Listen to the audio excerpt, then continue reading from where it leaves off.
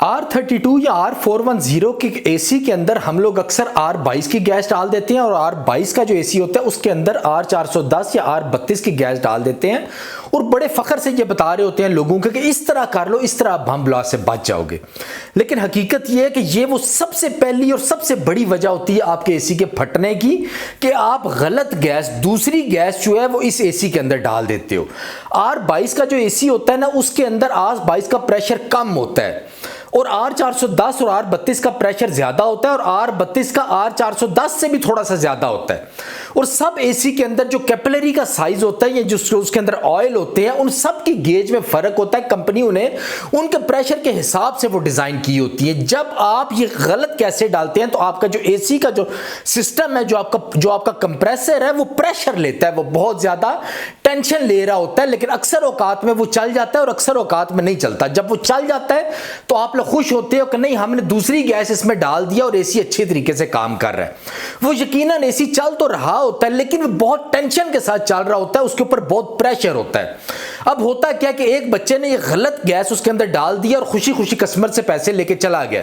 थोड़े दिन के बाद यही जो एसी है उसका चोक हो जाता है किसी भी वजह से, ज्यादा टेंशन की वजह से या मुख्तलिफ वजूहात की वजह से। अब वो जो टेक्नीशियन वहां पे घर में आता है ना उस चोक को ठीक करने के लिए, आपके 70-80% लड़के एसी का जो काम करते हैं उनको फ्लशिंग करना बिल्कुल भी नहीं आता। उन्हें नहीं पता कि फ्लशिंग किस तरह करनी है और जो नाइट्रोजन का सिलेंडर है वो तो यूज करना बिल्कुल भी नहीं आता।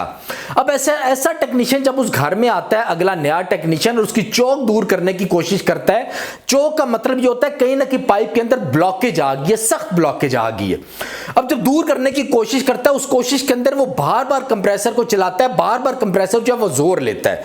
पहले वो गलत गैस डालने की वजह से वो कंप्रेसर जो है टेंशन ले रहा था और वो प्रेशर ले रहा था। अब उसको चोकिंग की इतनी देर तक उसको समझ ही नहीं आ रही, वो बार बार जब तजुर्बे करता है उसके ऊपर तो वो और ज्यादा प्रेशर लेता है और वहां पे ये ब्लास्ट होने के चांस बहुत ज्यादा होते हैं। ये सबसे बड़ी वजह होती है आपके एसी के आउटडोर के ब्लास्ट होने की।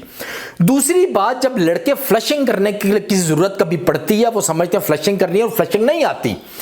पाइपों के अंदर फिल्टर लगे होते हैं जो बिल्कुल पाइप की शक्ल के होते हैं, उनको ये पता ही नहीं होता कि ये नॉर्मल पाइप है या ये उसका फिल्टर है। वो फिल्टर अंदर से ब्लॉक हो चुका होता है।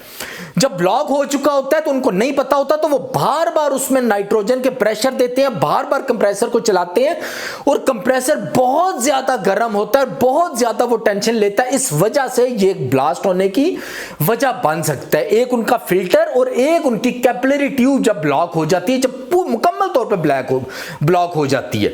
अच्छे टेक्नीशियन तो उसकी फ्लशिंग आराम से 5 मिनट में कर लेते हैं, उनको तरीका भी आता है सब कुछ। लेकिन जो गलत टेक्नीशियन होते हैं, जो कि 50-60% से ज्यादा लोग हैं, वो वाकई धमाका एसी में होने का सबब बनते हैं। इसके बाद यही जो अनाड़ी टेक्नीशियन होते हैं ना, ये जब भी कभी कंप्रेसर चेंज करते हैं, उसका फिल्टर या उसकी कैपिलरी ट्यूब कभी भी चेंज नहीं करते। और कंप्रेसर चेंज करने के बाद जब देखते हैं कि उसको उसमें गैस नहीं प्रॉपर जा रही, वो कहीं से ब्लॉक हो रहा है, फिर उसको फ्लशिंग करने की जब कोशिश करते हैं, उसमें पेट्रोल का इस्तेमाल करते हैं या नाइट्रोजन का गलत तरीके से इस्तेमाल करते हैं, उस वजह से वो एसी ब्लास्ट होता है। और वहां पे यकीनन ब्लास्ट होने में सबसे पहले जो नुकसान होता है वो उसी लड़के का हो रहा होता है जिसको फ्लशिंग का तरीका नहीं आता। ये दुनिया में सबसे बड़ी और एक ही वजह किसी भी एसी का ब्लास्ट होने की, जहां पे भी जेन्युइन ब्लास्ट हुए। अब अगली बात मेरी सुनिएगा, आप जितने भी एसी का काम करने वाले हो ना, अल्लाह को हाजिर नासिर जान के आज ईमानदारी के साथ एक बात बताना कि आज दिन तक कितने ब्लास्ट आप लोगों ने सुने हैं। इसमें कोई बेईमानी नहीं करना, आपने ईमानदारी से बताना और ईमानदारी से सोचना। मेरा तजुर्बा यह है, ईमानदारी की बुनियाद पे आज तक तकरीबन 50 या 60 ब्लास्ट आप लोगों ने टोटल मीडिया के ऊपर रिपोर्ट होते हुए देखे हैं। उन 50 या 60 ब्लास्ट में से तकरीबन 40 या 50 ब्लास्ट जो है वो झूठे हैं, वो मीडिया ने गलत रिपोर्ट किए। उसमें एसी का अमल दखल बिल्कुल भी नहीं है, सिर्फ उन्होंने हाइप क्रिएट की है। और हमारी इस इंडस्ट्री के जो लोग हैं, जो गलत किस्म के लोग हैं, उन्होंने उस चीज को गलत तरीके से देखा है, सोचा है, समझा और आगे फैलाया है।